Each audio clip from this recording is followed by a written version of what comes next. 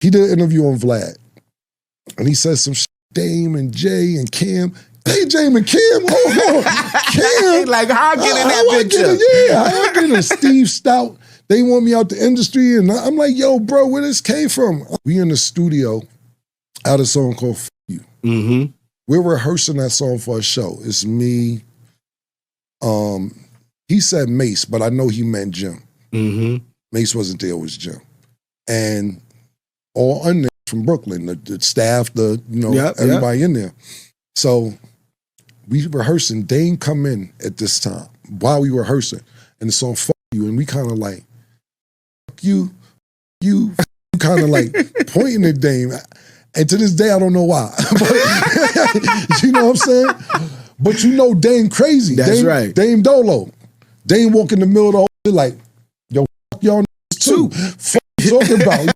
Untells this story on all the dialogue the day. Well, Cam and Jim and them, Macy says, walked in and started screaming, F you with Dame when he walks in. And then 3 to 4 days later, I'm stabbed. So Jay-Z, Dame Dash, and Cam'ron's names have been tied together for decades. But this latest story might be one of the wildest ones yet. Cam finally breaks his silence on what really went down between him, Jay-Z, Dame Dash, and their former business partner. In the way he tells it, it sounds like things got a little bit deeper than anybody thought. Cam starts by explaining how all the back and forth really began. One interview, one clip, and one misunderstanding, and suddenly, old wounds from the Rockafella days starts reopening in real time. He talks about how Lance Rivera did an interview and said some questionable things about Dame and Jay, and then somehow dragged Cam into the middle of it. Cam said he was caught off guard. He had no issues with Un. In fact, he said the legendary Biggie Smalls was the one who introduced them, and that he even looked out for Un over the years, sending him money and showing love. But what really shocked Cam'ron was when Un allegedly told Jacob York, yo, I'm just trying to move the algorithm. That's when Cam realized this wasn't about friendship anymore. This was about narratives, headlines, and clicks. Now I'm about to play this clip for y'all. But before I do, I just need y'all to leave y'all thoughts down below in the comment section, and subscribe. Let's get into it. Listen, let me tell you something, bro. Not to cut you off, Blizz, but it's like this. We just talked about it. You be playing with me online, I'm gonna play with you online. That's right. They say something about me, I ignore it because I don't want to do that with them niggas. I love them niggas. I just seen you get that for that, man. Yeah, like, bro, and me and Un spoke after that. Mm-hmm. But the thing about it, what happened with Un was that he did an interview on Vlad. And he said some shit, Dame and Jay and Cam. Hey, Dame and Cam, hold on. Cam. Like, how I get in that picture? How I get in Steve Stout. They want me out the industry, and I'm like, yo, bro, where this came from? I'm like, you gave me a chance. Biggie took me to you. You gave me a chance. I have no problem with you. So I called a mutual friend, shout out to Jacob York, you know what I'm saying? Mm-hmm. And he told, yo, tell Cam I'm just trying to move the algorithm. What? Yo, chill. Yo. I was like, yo, not he wanted to move the algorithm. Everything I love, he said, tell Cam I'm just trying to move the algorithm. So we spoke after that. I ain't no problem. And I was like, I dig it. Ain't no problem. We spoke. I seen none. I went to Jacob's house, this, that, and third. And I'm not putting nigga business out there. But nigga, for the last year, I'm saying, here go 4,000, 3,000, here go 2,500, this, that, third. Whether you need it or not, we won't get that. I was doing that. That's right. You know what I'm saying? So then the other day, yo, because niggas only see the clips I put up. Yeah. They don't see the whole shit. I don't know if you seen the interview. I just see the clips. So listen, I ain't gonna say who sent it to me. I'll tell you off the camera. So nigga, not gassed me, but he sent me the clip. He said, go to the 5-minute mark, Cam. So they asked the nigga, they say, yo,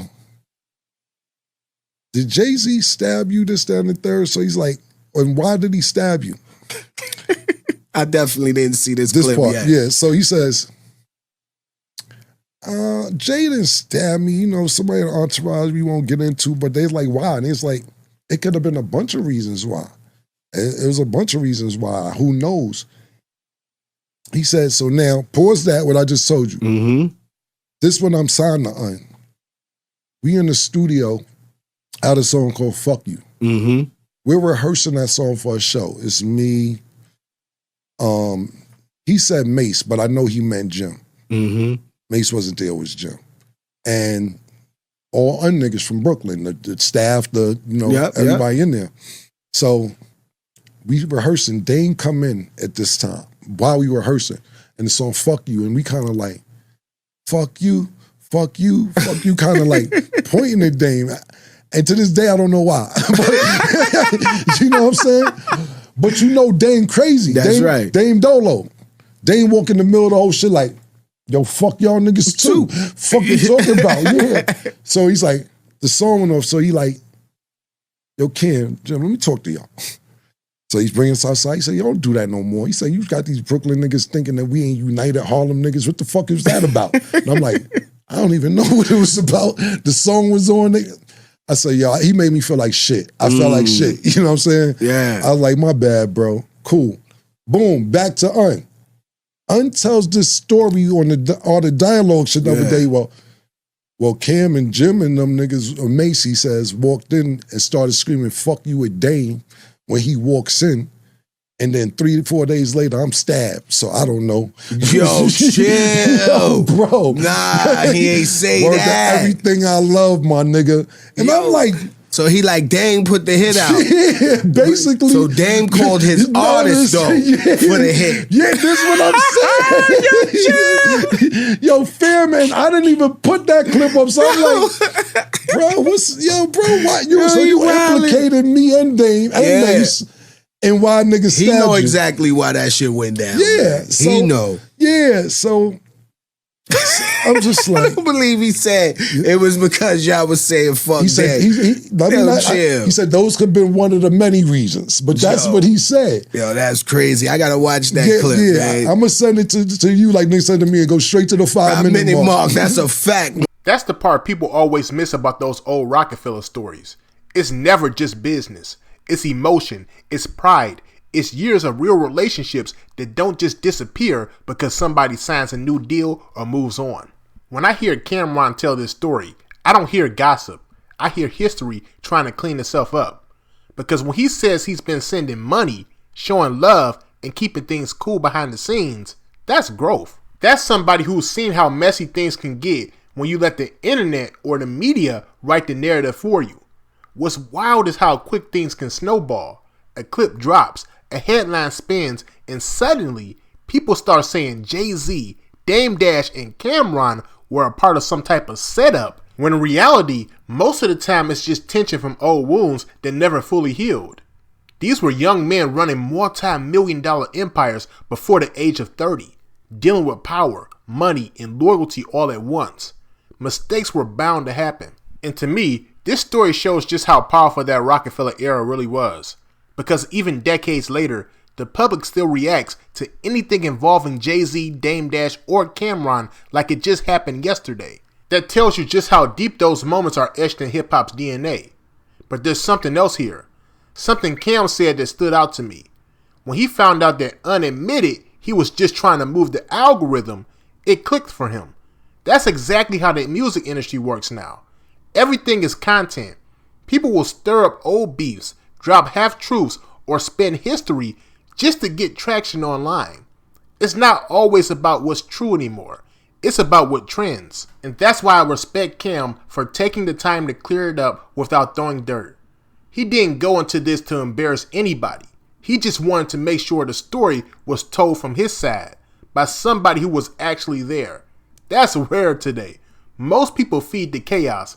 Cam brought clarity. Now I will say this, whether you side with Jay, Dame, or Cam, it's important to appreciate that they all contributed to something timeless.